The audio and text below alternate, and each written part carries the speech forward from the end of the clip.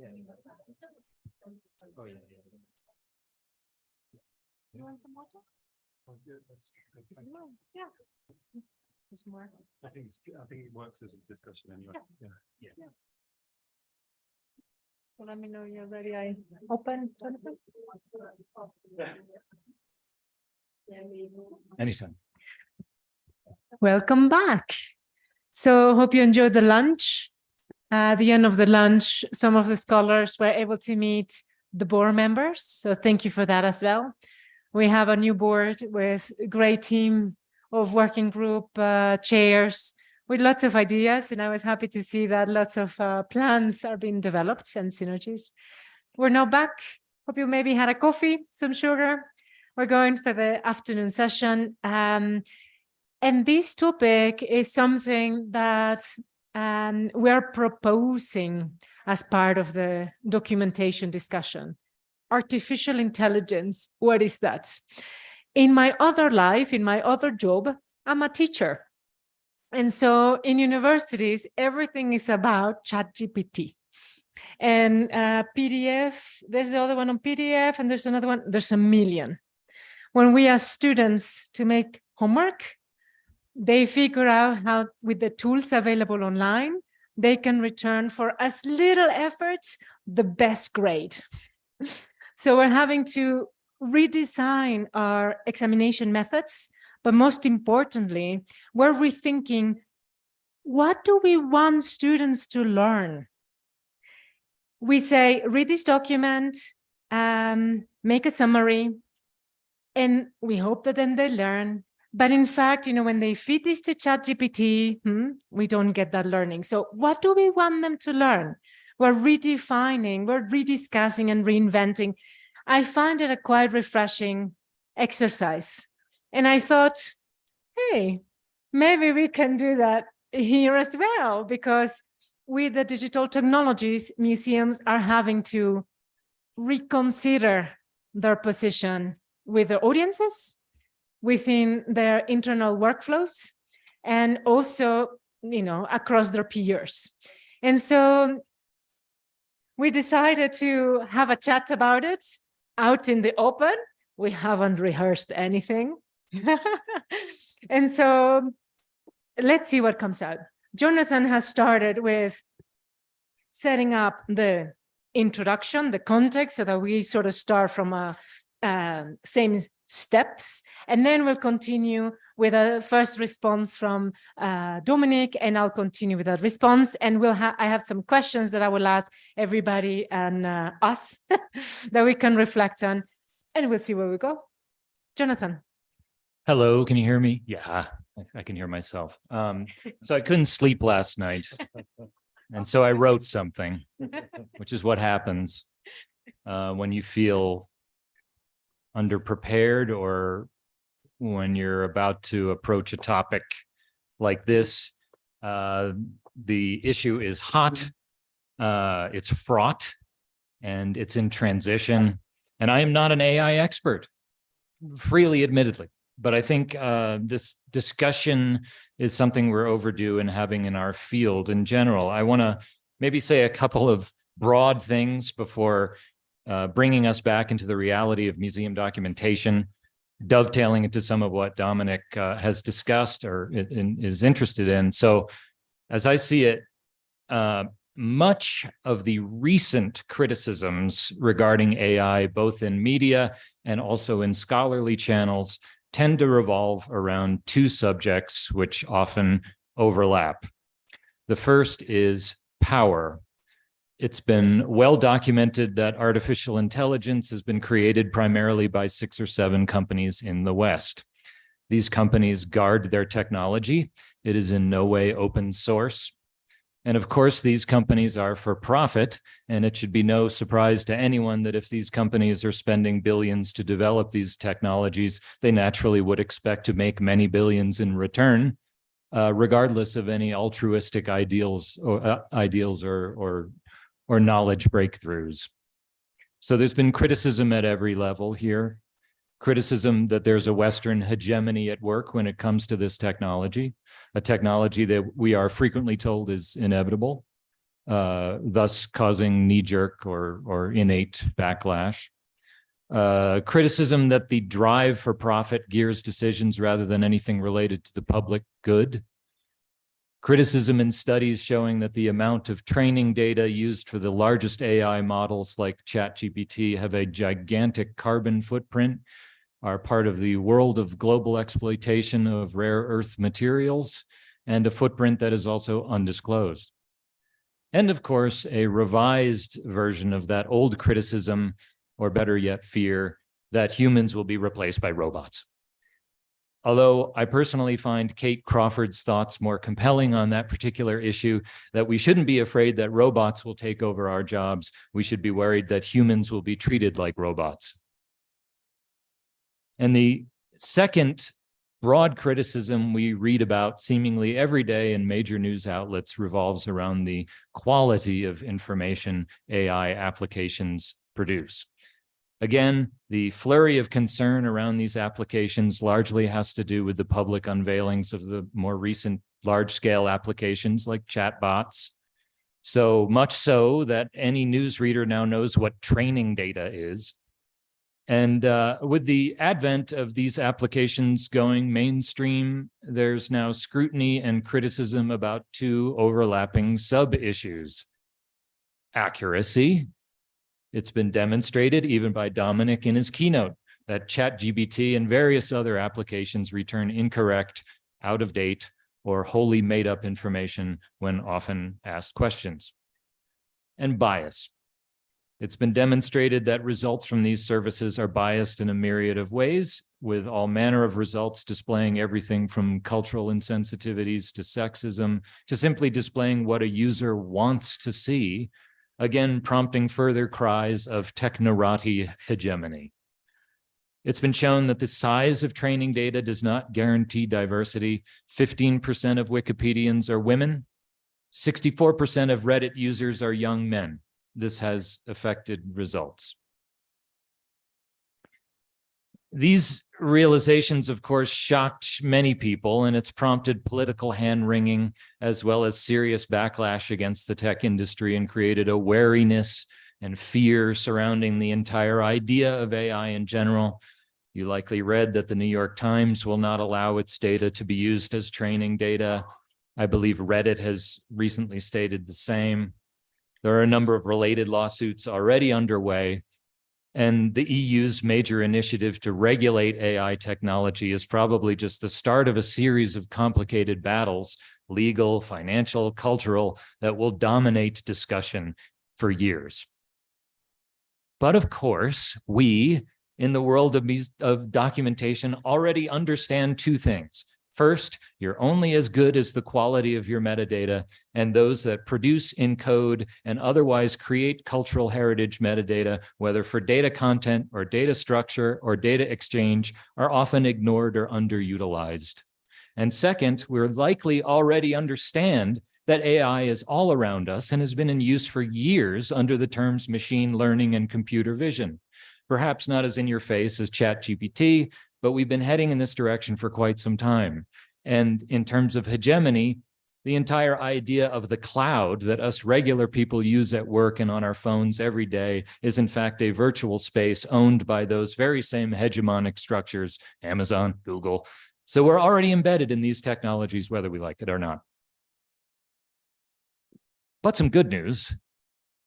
One of the positive things about those who work in museum and library documentation is that they are part of a community, a very active, open community that, of course, has its problems and differences and sometimes major dysfunctions, but a community nonetheless, and one that tends to share information rather than lock it up. Museums and libraries, as messy as they can be, tend to think in terms of increasing access and not limiting it.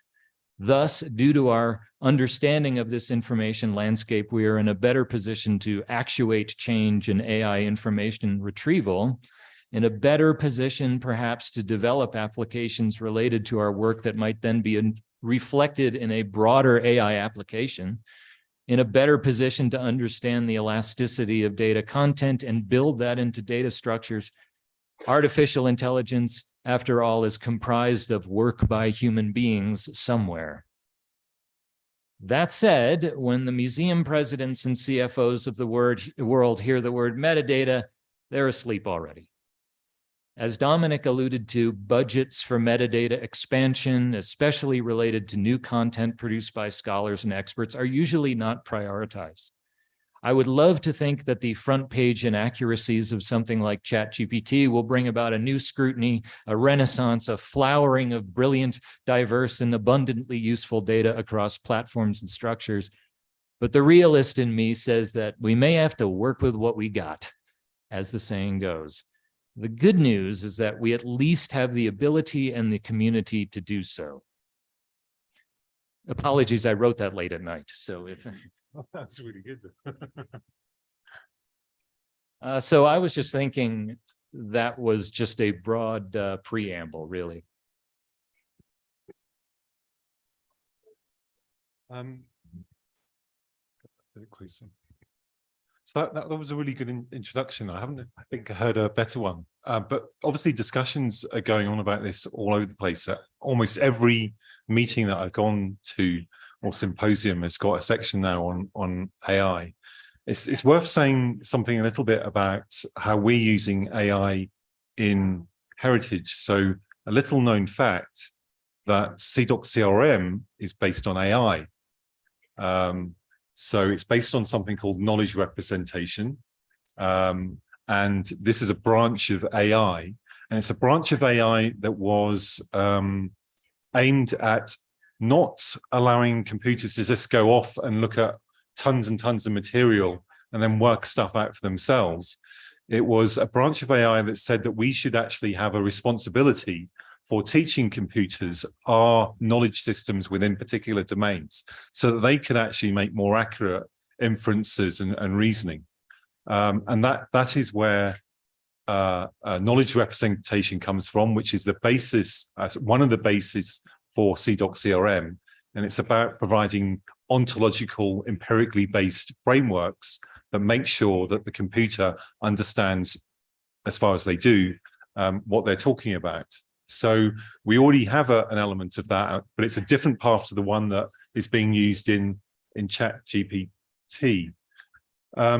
There's also, therefore, lots of opportunities for us in cultural heritage if we can get it right. You saw in the presentation that I was using ChatGPT to show bias and inaccuracies and issues that it hoovered up from all of those stores across the internet. And unfortunately, we were making some of the same mistakes ourselves in our data. And that should point to us as a potential opportunity because there is a value on having accurate data. And if we can't do that, then we are looking at perhaps a difficult time ahead. The other aspect of it is that you have noticed that ChatGPT doesn't give any provenance of the information that it's giving out. So this is another fantastic opportunity for us. So I'm a historian, and traditionally scholars have said that, especially historians, they go off to libraries and archives, and they write in their books, and they write all of their notes down in their sort of commonplace book, whatever. There's one historian that then cuts them into little snippets and puts them into categorized envelopes, and then does this for about a year. And then after he says, right, I can write my book, and he empties the envelopes out onto a big dining table, and he spreads them out into patterns from which he can necessitate interpretations and conclusions. Yeah, and then those go into the rhetoric of the book. But the process of those arrangements of data and the information that's being interpreted and thought about is never recorded. They go in the bin afterwards, right? So this is really crucial process information that is important for underpinning the type of work that historian does. And I would argue that it's exactly the same here. If we're not producing that type of evidential type information, then again, we're going to be susceptible to stuff like AI. So it's a little bit about, it is again about quality, as Jonathan was saying. And we haven't got the provenance in the work that we're doing, and we haven't got the quality to actually provide an alternative to this stuff. We cannot say we are better than ChatGPT. We've got all the same biases, all the same inaccuracies, and we haven't paid attention to this.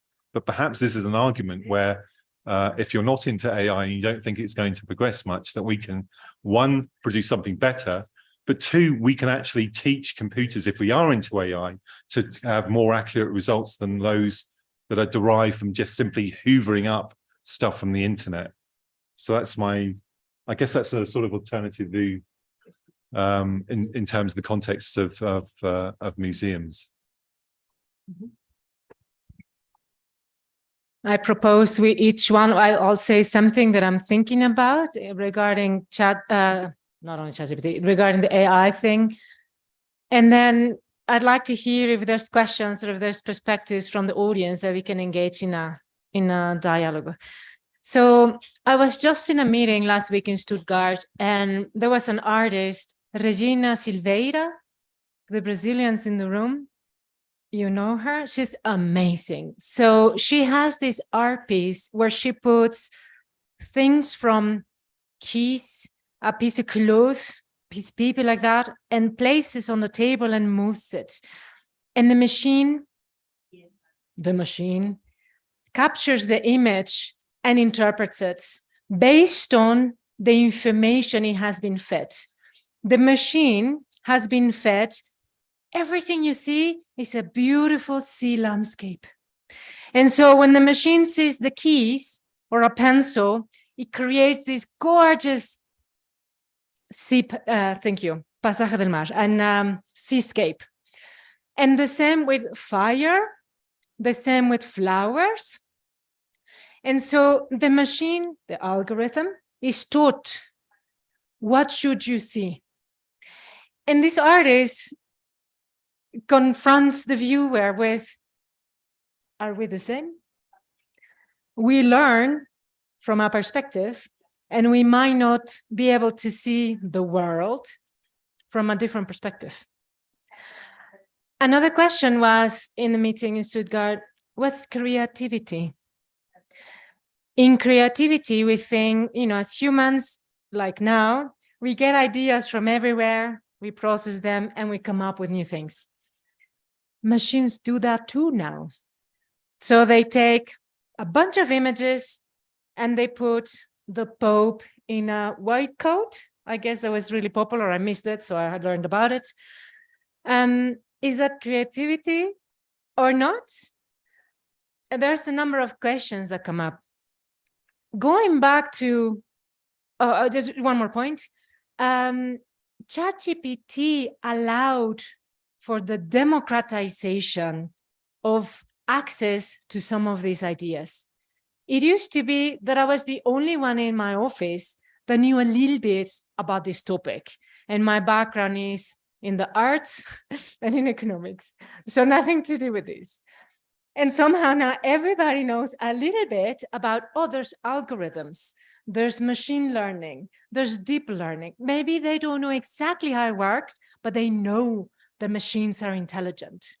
And whenever we come up with robots will take over our jobs and the world, I keep saying, close the door.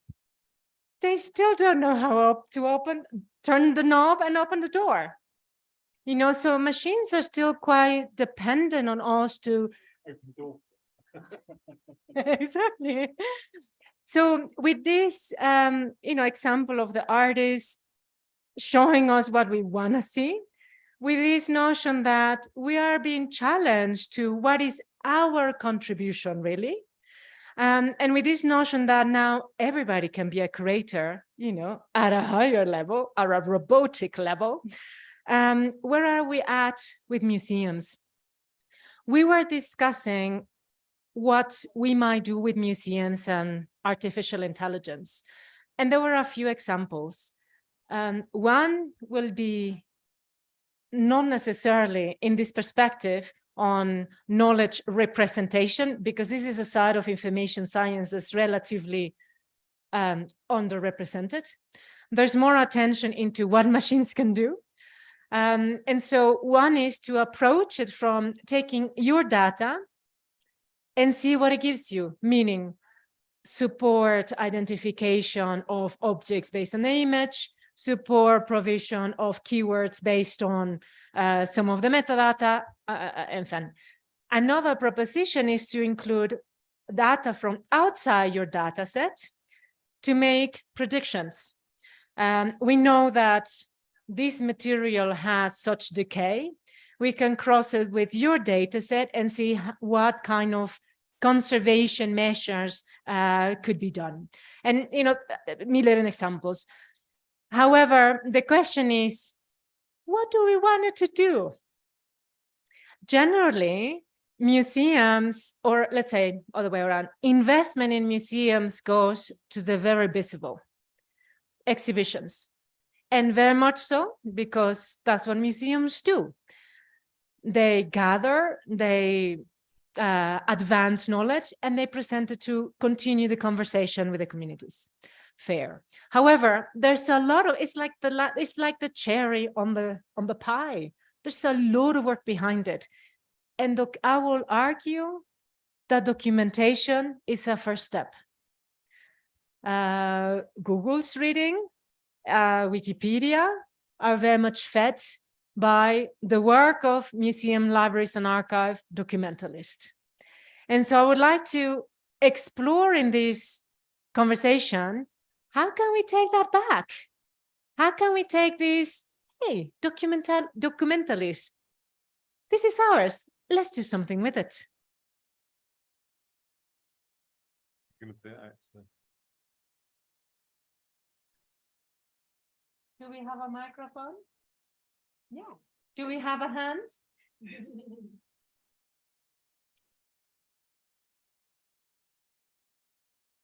Anybody sort of I like the uncomfortable silence. Oh, I see.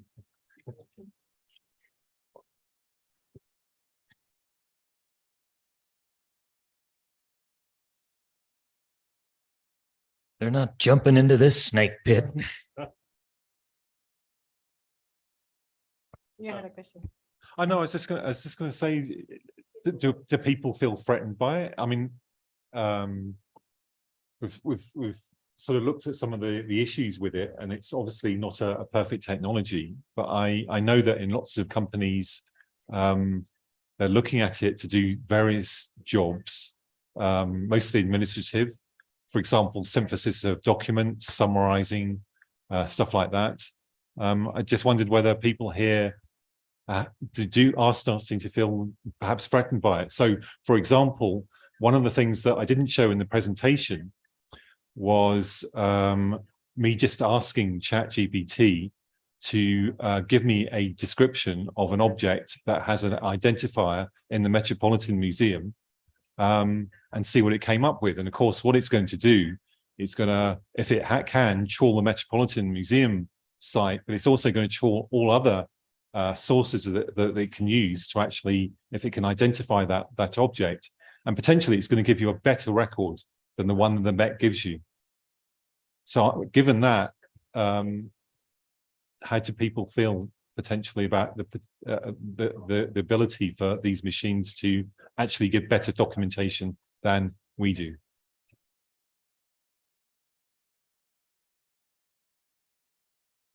Okay, there was a problem.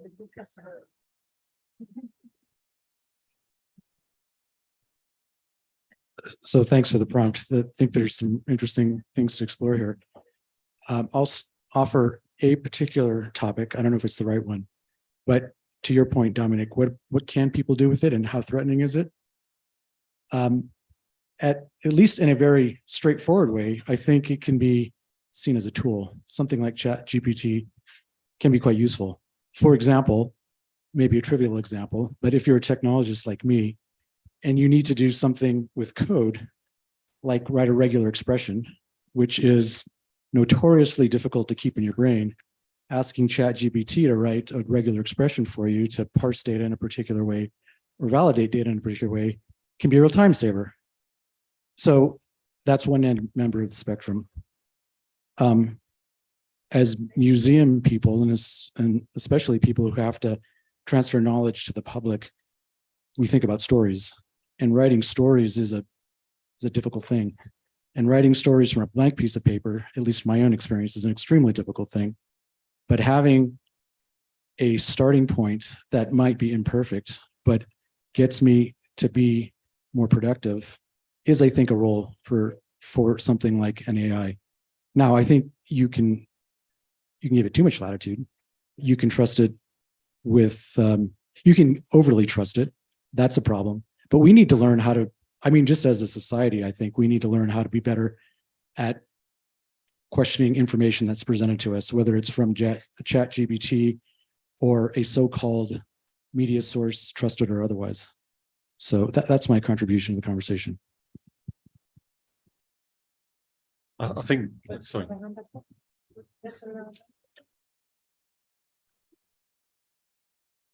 Sorry, yeah. More people. Hi, this is Maija Ekosari from Finland. I pretty much agree with the previous speaker, and I can talk a little bit about my own experiences using AI in general. I was embarrassed to raise my hand first because I walked in late, so I didn't know what Jonathan and Dominic have been talking about. But if we are just going to discuss, a couple of years ago already, we were trying on how AI would recognize pictures. There was a group of people from museums with a couple of engineers, and we were studying how we would need to catalog, how we would need to document our pictures so that we could properly teach the AI to recognize some features, for example, in cultural historical objects. And we decided that it's quite a lot of work. We don't want to do that. But then we started looking at what the AI already can do. It might not be able to recognize right away, let's say, some cultural historical object that comes from remote Finnish village, but it can recognize if there are people in the picture, or houses, or cars, or something like this. So rather than using it as a supreme brain, we decided that we could use it like a worker who does the rough work for us. So we have a bunch of digitized photographs which have no data, no metadata on them. So what it would help if AI would start recognizing if it is a city or countryside, nature, if there are people.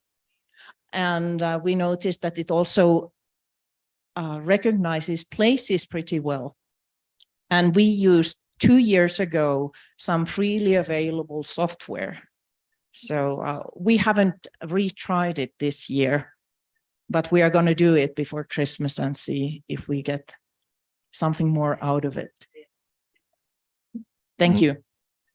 Image recognition software in the US has been probably the most politicized and complicated news story related to AI prior to the ChatGPT mania in the news, because I'm sure you have probably read some of the most famous articles on this by some of the Google engineers who determined the bias existing in the tool, and then of course were fired, and then went on to start their own foundations in some instances and became far more well known than they ever have been. But the article stochastic parrots is a way to investigate the problems therein, specifically related to bias in AI. It's not really related to museum documentation, but it's well worth knowing those issues. Yeah.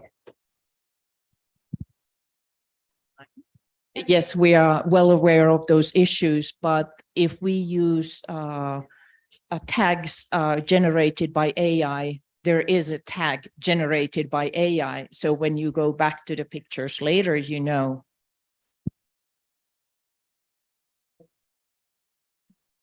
I guess I'm Alyssa. I work at the Getty. When I think about the broader, more general dystopian fear sense that you're talking about as well, part of what is on the horizon for me, or what I think about a lot, is making information like more proprietary. And so this idea of taking all of this documentation and this stuff that's been argued over for for years or decades, and in a sense has its own limitations as far as perspective and how things were acquired and provenance. And then that data is then being taken and synthesized by a machine for profit, essentially. Like, you can see the future of it costing something, or like having a paywall in front of it, or being like maybe the best source for some sort of information, but it's pulling from all these things that had investments in different levels, either from public monies or from people monies. So that's the part that I do fear, is this like further proprietarization, I don't think that's a word, of information, like general information.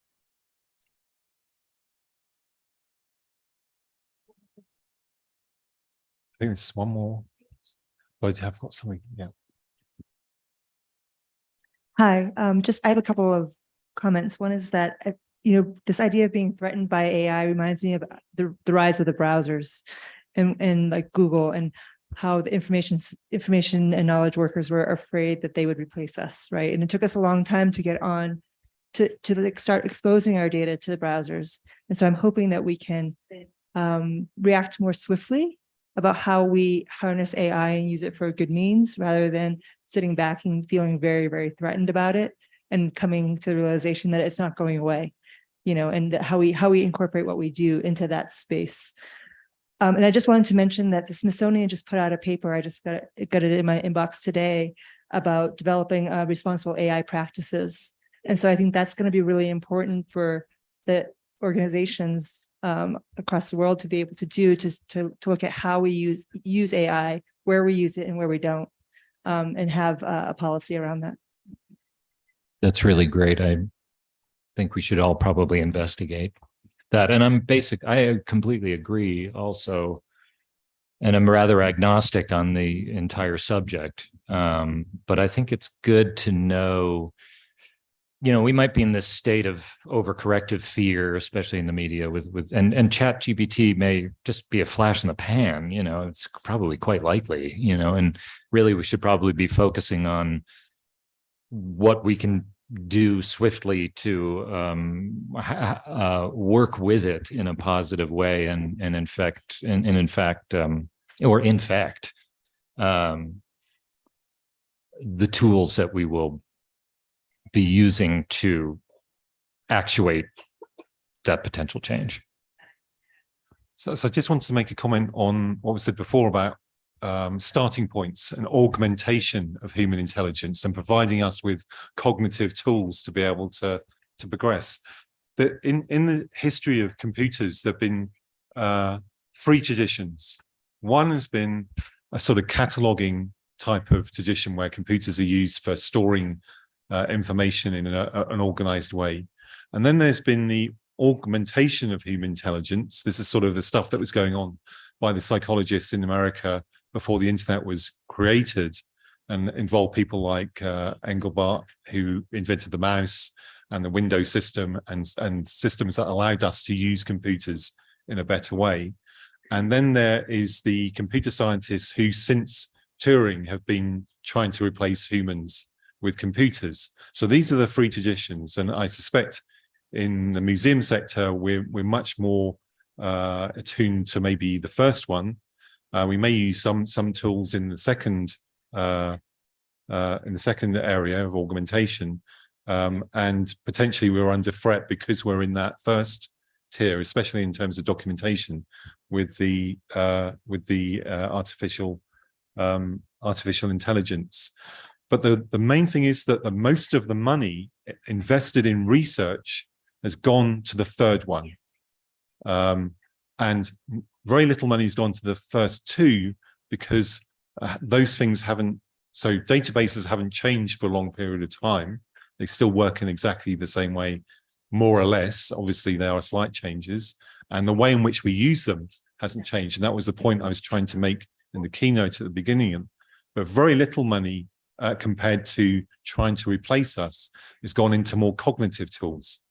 And it's the cognitive tools that I find are potentially more interesting for us as knowledge workers, if you like, knowledge professionals, and tools for developers where you can put in Cidoc CRM, you can actually get it to do Cidoc CRM for you and stuff like that. That seems to me like a very good tool, but we're not investing enough money into more cognitive tools to enhance our own judgment and interpretation, which is a key asset. Interpretation, judgment, and using our experience is a key skill that is being ignored by some of the big companies that Jonathan was talking about and investing in how they actually get rid of us.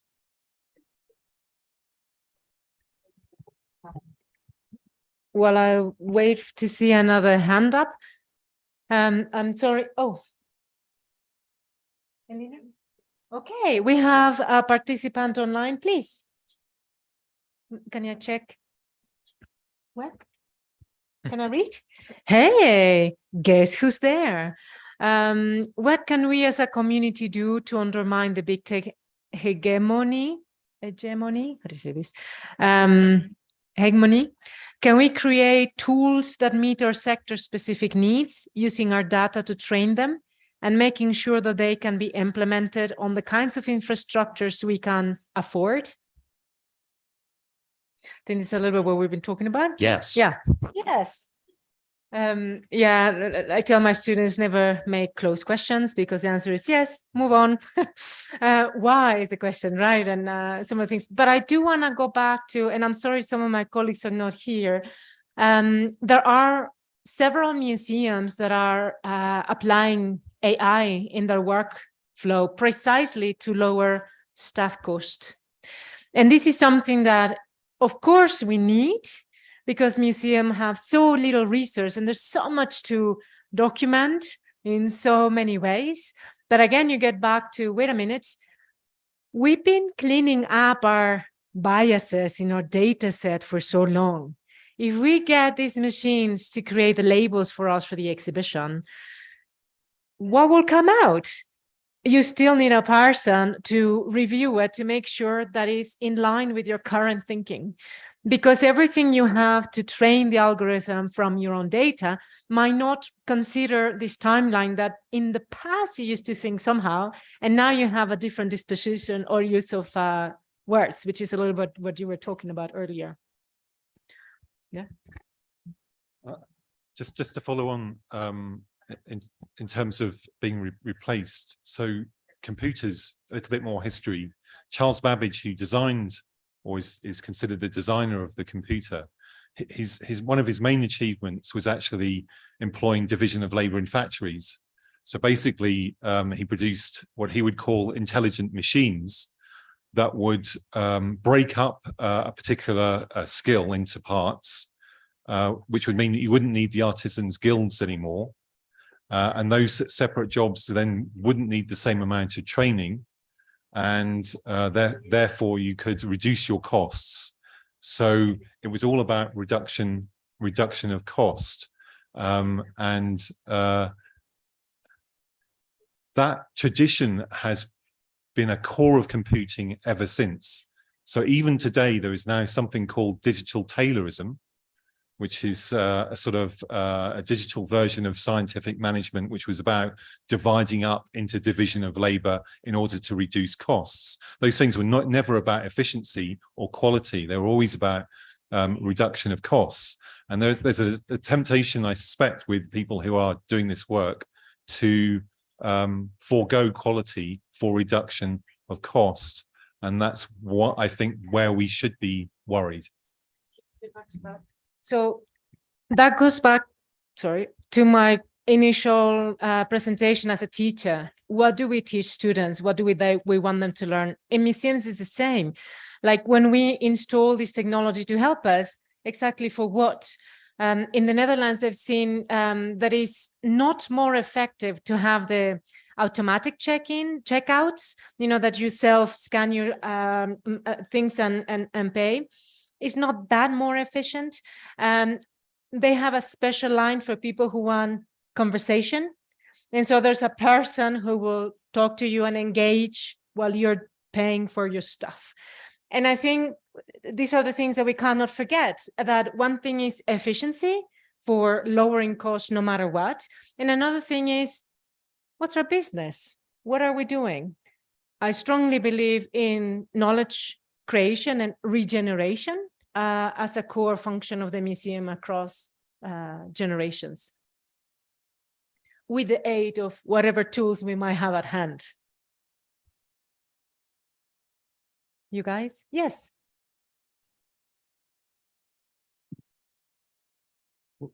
Both of you made me think of something that might be obvious, but I'll say it anyway. And that is, the world is a very complicated place, and we only understand it through models. We only understand it through conceptual models. And our conceptual models are almost always wrong because they're incomplete. Like there's no such thing as a one-to-one scale model of the world. So part of knowledge generation is understanding when your model is wrong. And to do that, perhaps having an entity with a different bias to come in and provide some kind of new information is an opportunity for us to rethink and recheck our underlying models. Not because how else will you know if it's right or wrong? I mean, I'll tell you from straight up experience, if you get 4 archaeologists in a room and ask them to interpret a piece of archaeology, you'll get 4 different answers, and they're all partially right. So, I mean, kind of to your point, Dominic, this idea of building new knowledge is a tricky thing. And how do you even understand when you have achieved new knowledge? I mean, the Chat GPT by itself may or may not provide that, but how would you know? But I think this is one area where I think we may be not talking the same language. So I absolutely agree with this view that, and I think this is probably shared, that there are different angles, there are different ways of looking at something which are not necessarily all wrong, but are complementary, overlapping. There may be contradictions, and the contradictions is where we have to sort that out. And I think there's nothing wrong with having museum documentation, for example, that expresses different perspectives and different angles. And they need to be backed up by evidence and empirical evidence. But I think we're not in that game at the moment. We're not anywhere near that game. We provide quite linear, one-dimensional, flat records mostly, which are inaccurate and are not updated because we don't put the effort into it. Because the reason we don't put the effort into it is because our organizations don't see the value in the record, right? So there's this circular thing going on where museums have this responsibility to make this record. They don't see the value in them. They keep them to a minimal inventory record. They don't provide the resources to update them, so they become over time either inaccurate or, as I mentioned in my keynote, racist and sexist and biased in other ways. And really, in my mind, we should be getting to a point where we can have much more sophisticated discussions about different perspectives in structured data, and it has to be in textual narrative as well, but it has to be in structured data as well, because that's where a lot of the arguments are now happening in terms of these computer and information infrastructures. We need to be able to populate all these different areas, and we potentially have the knowledge to do that, although it's disappearing fast, right? Our curators are disappearing fast. The knowledge about our collections is disappearing fast, and we're left with these funny, records which are not even going to be of value to Chat GPT. So it needs and I do think that this is not understood by directors of these organizations. I think they understand any of these issues. The people probably that should be at this debate are probably them and they should understand some of these issues. And when I would say, you all know that the British Museum objects went missing, and this in the news it was partly reported that this was a sort of not paying attention to the documentation of the collection. But actually, I think probably the news missed the bigger picture, that neglect of the collection system actually means a neglect of the knowledge around the collection as well. And I think this is a key point for that. It shows, you know, the physical disappearance shows that there was lack of attention maybe to these areas, but it shows a much bigger lack of attention to what I think is a much more important issue potentially, is our building up of the knowledge around those objects. And that's what we're not doing very well. We keep on trying to simplify, condense, put into products our documentation, when we should be reaching out with it, expanding, collaborating, participatory involvement, and we should be building up a really rich knowledge base that we can actually use against the sort of inaccuracies of the internet. And I put up one slide in my presentation which showed that the designers of the web, people like Tim Berners-Lee, are dismayed with the fragmentation, with the lack of accuracy on the web, and that they feel it's a complete failure. But we are a knowledge organization like many other knowledge organizations that could reform this area in a quite big way. I would like to pose a question. What do you see as we've been discussing also some of the challenges. I'd like to ask, what are some of the potentials, positive potentials of adopting this technology? Besides Jonathan? You can answer this in a lot of different ways, depending on, you know, if you're there's so many different ways to answer that question. It's, I'm not even sure where to begin. And also I feel like I'm just some guy at a bar that I think someone just asked me, hey, what do you think? Okay. I think, all right, I'll answer. There's many positive aspects of it because it engenders some collaboration between camps. And I think that's, I was saying to someone earlier that I'm a person who prefers compromise and understands that in order to do so, that is a way to move forward.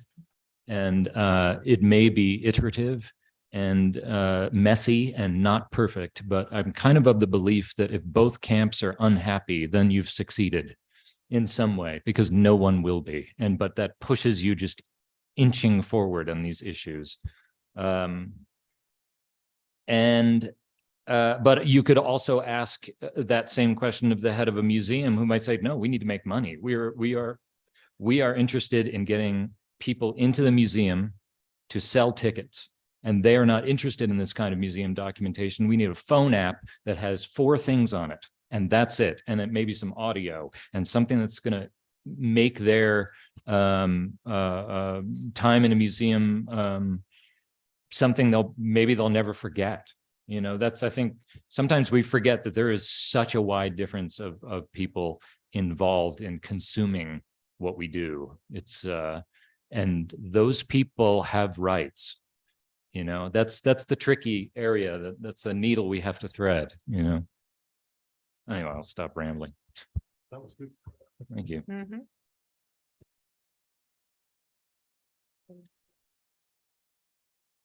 Thank you. Yeah, I can appreciate this additional sort of documentation task that you're talking about, Dominic, and how I still think we're doing the work of the 20th century while we're being faced with the work of the 21st century. Many of our institutions have enormous backlogs, and so there's not even any discovery of some of the items that we have in our collections. We have millions and millions of pieces of paper in our archives that have nothing but the most basic, collection level record to them.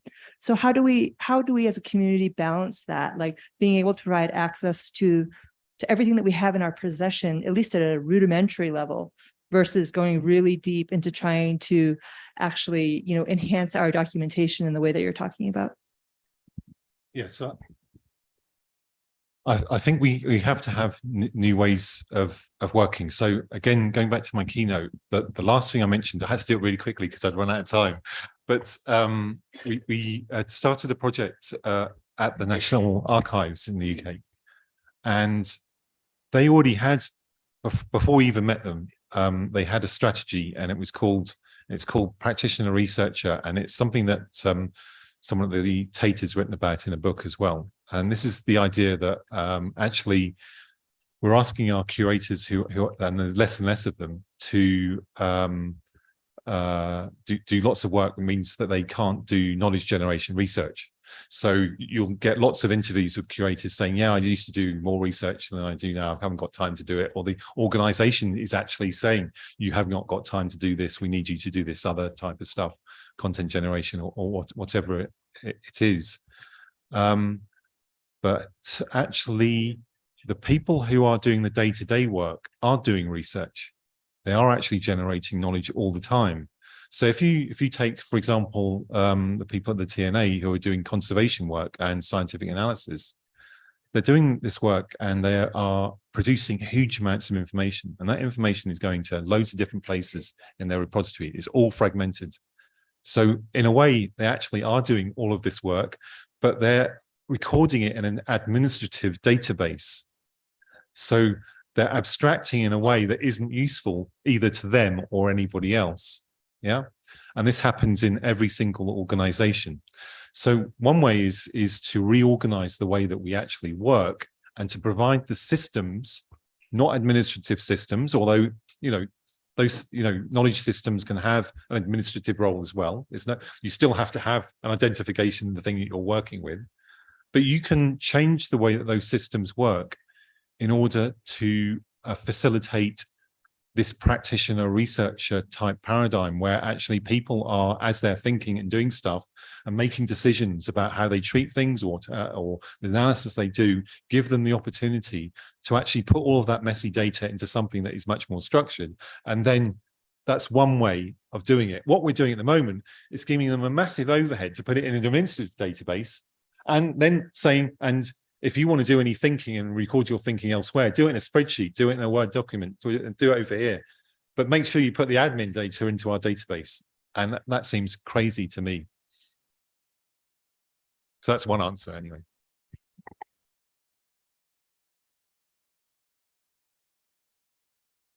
I'd like to answer my own question. When my mom turned 70, my mom is a doctor. And I wanted to go, it was time for the pandemic, so it was challenging to go everywhere. But we were starting to go back to museums. And I know all this data about reading paintings from a medical perspective is in the database. I know. And so I asked several colleagues of mine in Dutch museums if they could give my mom a tour of the permanent collection from the medical perspective. There was nobody who could do that for various reasons. And I thought, goodness, I mean, my mom, it would have been really cool to see all of those books where they talk about whatever, including the body or including physical things, or, those portraits where people are beautifully purple or green or whatever color they are when they're half sick. But that was not possible. There's a group of colleagues in Germany, I believe, they're working on chat bots to give you tours. My ideal will be that you can choose, give me 5 topics: birds, fashion, music, I don't know, sports, maybe, current political affairs, sure. And whoever comes to the permanent collection gets to view personalized perspective of the objects. But just like that, I mean, on a physical location, we're stuck to so many paintings in so many rooms. Online, at home, no restrictions. So that will be one, to get this personalized information storytelling role of the museum based on all of the research for so long. A second dream will be And I see that with my students. When we show them the average painting of Rembrandt, take all the Rembrandts together, you know, the Rembrandt project, take all the Rembrandts together, make an average, and you get a male portrait with this background characteristic and so on. Yeah, is that AI? Is that art? Sure. But the fun part is when you try to link that to the diaries, experts in linguistics, historians, and so on, to make Rembrandt personified. And so when you look at the materials, then you have Rembrandt talking to you. It's bizarre, but it's cool. My university is considering bringing back to life Erasmus. Desiderius Erasmus is a wonderful philosopher, among other things. And to have him for new students coming to the university, some of them first generation, to engage with great ideas in a more accessible way. Again, access. And it's not dumbing down content. I don't believe in simplification. I do believe in the right vocabulary, the right language for the right audience. Thank God we have translators with us today to help us with one level of translation. But these levels of translation are needed beyond language, beyond Spanish and English language.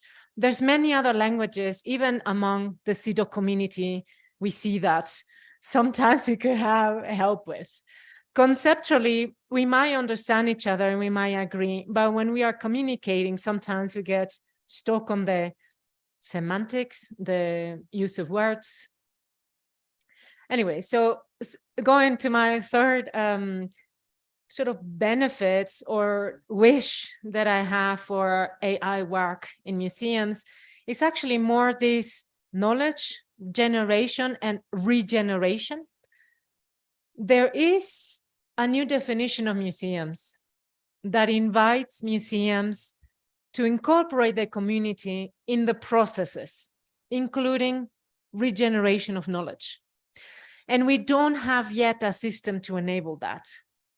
And maybe through some of these new tools, we can have not only this translating and interfacing that we need, but also have, I always call them kids because I generally work with students, but to have the general public engage with the rich and valuable jewels housed in museums to do whatever they want. If they want to make clothes, fashion is a big thing now in my university with artists, taking any content, rethinking it and creating patterns, creating, all sorts of things. But music is the other one, algorithms creating the Last Symphony of Beethoven, finalizing this, or so on and so forth, to play with this so that they, as you appropriate knowledge and incorporate that in your knowledge development and co-creation, then museums are somehow more part of society, or maybe society is more part of museums. Wishful thinking.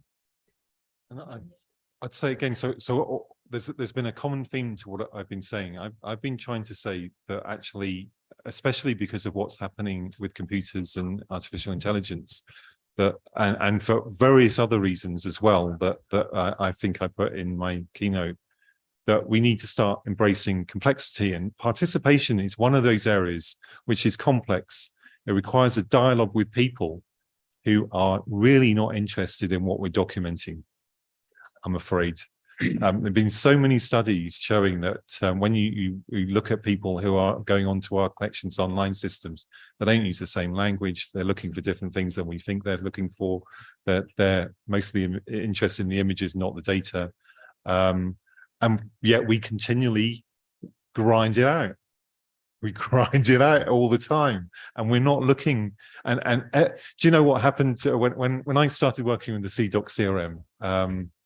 I was really surprised because I thought, wow, this is an interesting solution to this thing. I was investigating for the Mellon Foundation at the time. They wanted to do this sort of shared infrastructure type thing. And I was thinking, God, why isn't anybody using this? And when I went round, I realized that these sort of things have gone around to say CRM too complicated. No one will be able to use it. It you know, it'll boggle people's minds. It won't, you know, it's not accessible. We need something simple for people. Well, actually, it's the complete opposite. We need actually something that actually meets the complexity of the things that people are talking about and thinking about and talk about by themselves without us. And a lot of that stuff came up in the conference this week. There were some extremely good presentations, particularly from the South American teams, which are talking about engagement, social engagement, engagement with people, which is messy and it's complicated and it needs a framework to be able to support that. And we're not supporting that. We're not supporting it with the documentation standards that we're using today. And we're falling behind. So the big issue is perhaps not AI, it's perhaps us actually, you know, just falling by the wayside and not updating ourselves properly in the right way. And we'll just fall foul of AI simply by default. Maybe someone's got a comment on that.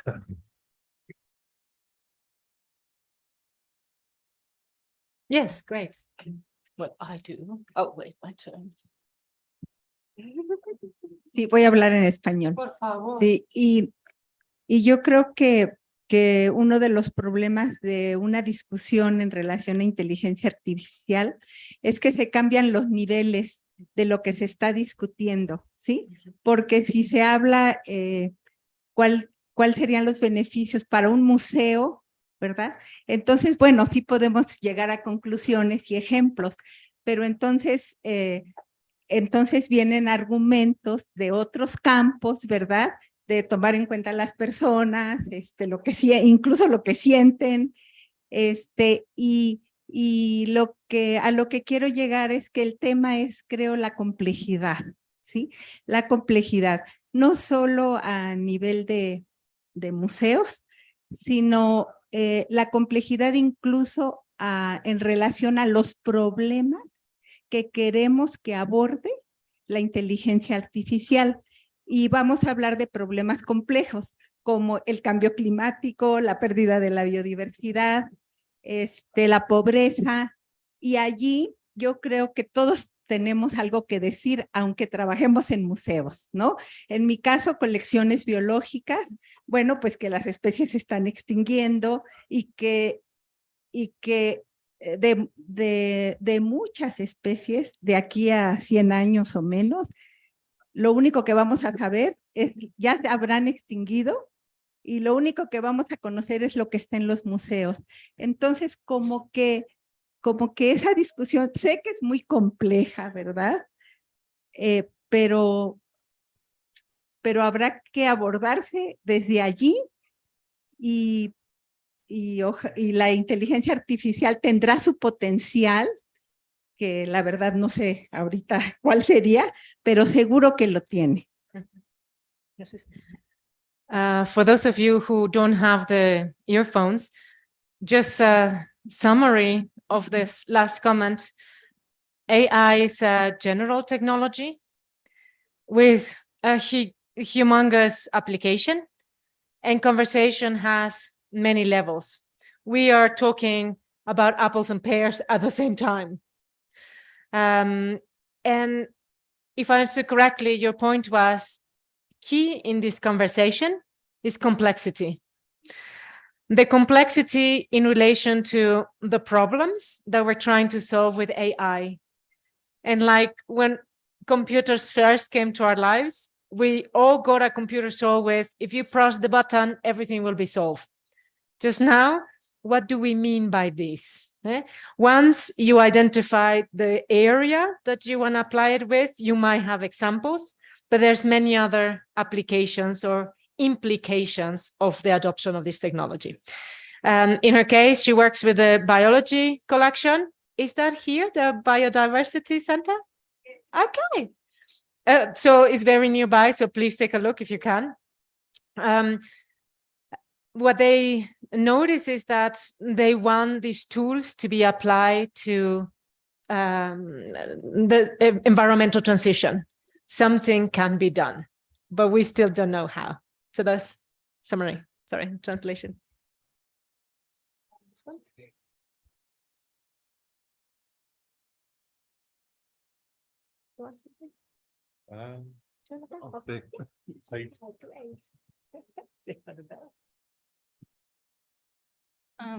Well, I think the theme is quite complex, but I want to share my opinion as a point of curator.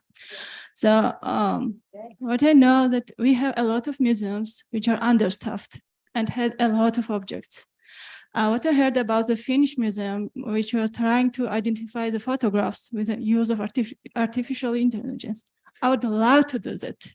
We have a lot of unidentified objects, and we have no time, no resources. You know, you may have invite students, volunteers, but you have to teach them from the beginning. And this is kind of closed circle that museum workers have to do. And the job done is like very little. And with these prospects, I would love to use this tool as a tool, just to make my life easier, to give more. And I could use the information the way I want. I just would be happy if I had some kind of guide where the object comes from, or anything, a thread to go after it. And I think it is a really good thing to have as a tool for museum curators. It's a really great comment. Thank you.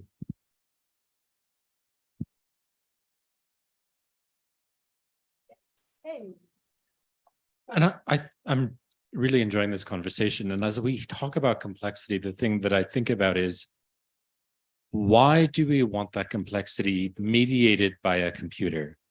Because I think so much of the value of that complexity is about the relationships between humans in conversation, and having a computer mediate that or process that it would be, I don't find it helpful as we're trying to talk about the social history. That's a conversation between people. And so I want to make sure that we don't, I mean, I love computers. I work with computers all the day, but I want to make sure that the job that we're doing with that computer helps the humans that we're working with do the human thing that they want to do better. And I think helping with access or helping with discovery enables people to have new conversations. I don't need the computer to be the thing that causes the conversations. I need it to help people engage with those. And I think if we're talking about AI, I don't want my experience of art mediated by a robot. I want to have just enough that I can have the conversation with the person that I want to be having the conversation with. Just going back to one of the slides I had in the keynote as well, which you may have noticed, was a business consultant called Peter Drucker, who operated in the 20th century. And he invented this word knowledge worker. And he had an article, and in it he said, yeah, computers are morons. And what he meant was that computers can give you all the information that you want, but actually it's humans that make judgments. And it's human experience and skills and education that are ultimately the thing that would, in his case, make companies better at what they do. But what he found was that companies wouldn't allow that. They wouldn't allow that trust. They wouldn't allow the experience and education and skills of their staff to rise above the hierarchical structures they had.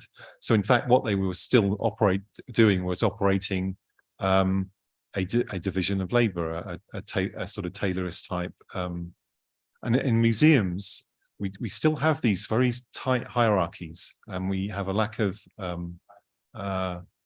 ability to make judgments at sort of middle layers. All the conversations that I have that are creative and innovative and really useful are happening with people at the middle layers of museums, in web meetings where these conversations are completely isolated, because they're not conversations you can have in open public, because they're talking to the structures of their own organizations. But I think this is a key thing that we have some very skilled people working in this sector. They work in the sector because they want to, and they're motivated to do that. And I think they need to be given it may be that they need to be given or tools that help augment their work and whatever, but they also need to be given a little bit of freedom themselves to do the things that we need to do. When I say complexity, by the way, it's a relative term. So I use complexity as an alternative to what I think we're doing at the moment, which is quite simplistic. But actually, it's a complexity that we are well skilled to do. It's no way near beyond, like the Cidoc CRM was never beyond anybody's ability to do. The stuff that we're talking about is not beyond the skills and experience of people working in this sector. And I think they need to be trusted a lot more.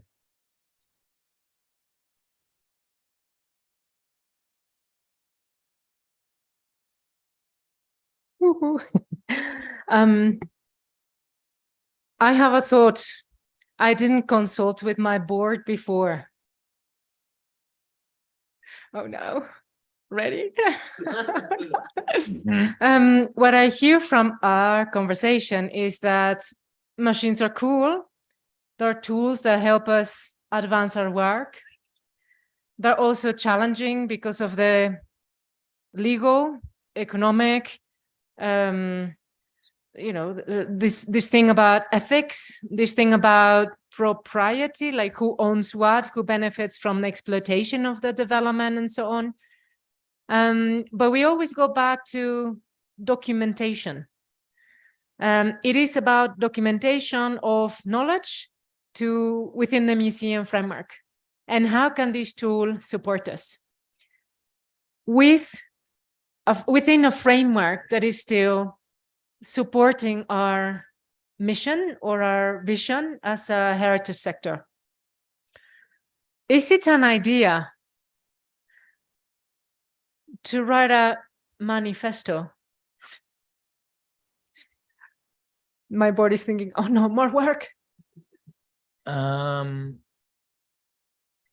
Within Europe, there's lots of discussion about this AI legal framework and the rules and who needs to be, making decisions and so on and so forth.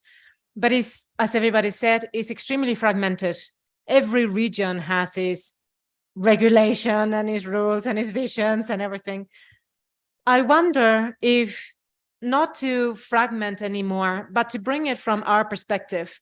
From our perspective, museums and documentalists, what is it that we need to be sure that's in place so that we can safely adopt this technology and advance our work? Would it be anything different than what we already need, except a version for AI? I'm not sure. I think we already know what we need. We know what we need, right? But also, these needs are vastly different depending on institution, country, regional system. And I think manifesto would probably be the wrong word. Statement is fine, I think, if you're going to do that. But even you think you could argue that maybe you don't even need that. Because I fear that we might be falling into a trend before regulations are sorted out, before all of these other political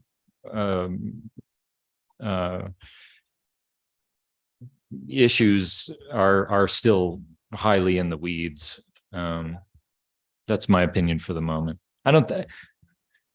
Yeah. I was thinking more perhaps resolution after riding the bus with Maya, but do you want to say something?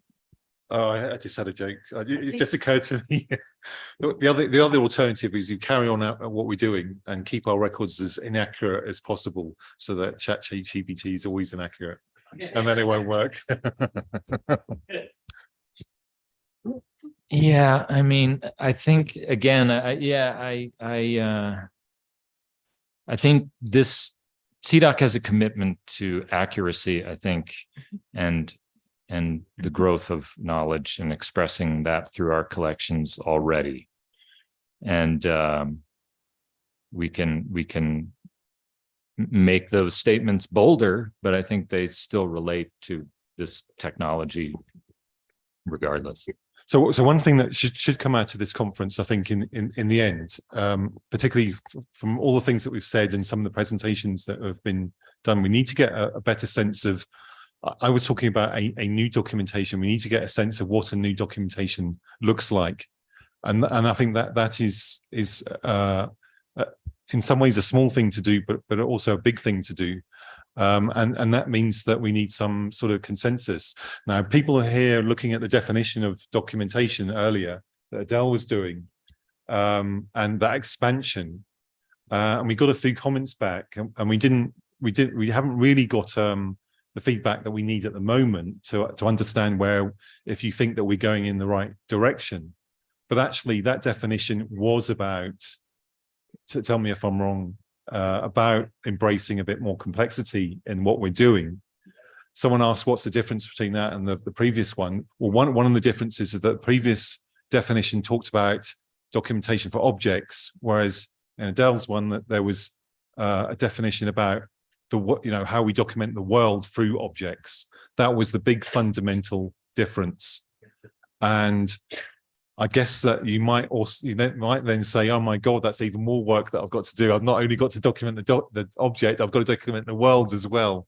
But there needs to be some consensus about what that means, and how we go about it, and what frameworks we use to go about it. And we've got to have, as Dennis was saying, the right tools to help us achieve that as well. And we need to have the right processes and management to be able to put that forward. Otherwise, it may well be the other world that Jonathan was talking about, where it's all about putting lights in galleries and getting visitors in and selling the tickets. Yeah, but I was also saying that that's a part of what we're going to have to do. Just to be clear, I think that's part of the world we're going to have to address, and those people as well. So just a sort of feel. Do people feel that there is now a step change where we need to think about a more complex description of what we are doing? If you think say yes. For those who say yes, raise your hand. Oh, so we're talking about more complexity in order to describe more of the reality of the objects that we're looking after, and to document more of the contextual elements of those objects to make them more valuable to our audiences and our communities. So I think I was asking whether people sort of agreed with that general sort of notion. Yeah. Hands up.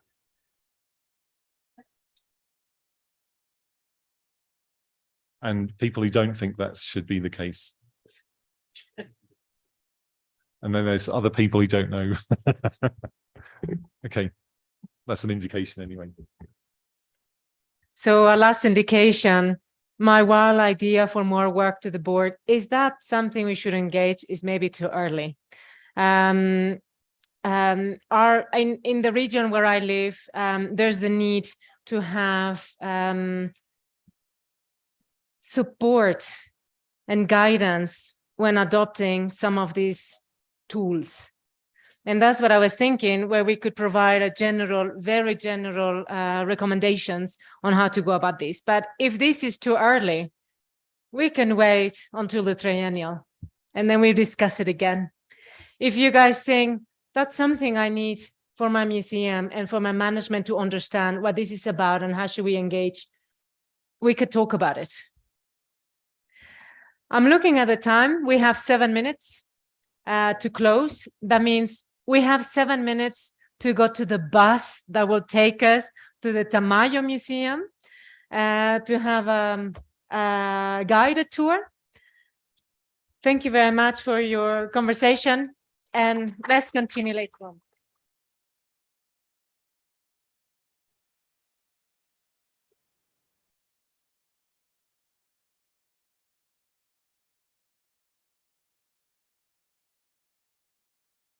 Nos tomamos la foto. Chicos. La foto is documenting, whoops, is documenting the process, right? It's documented.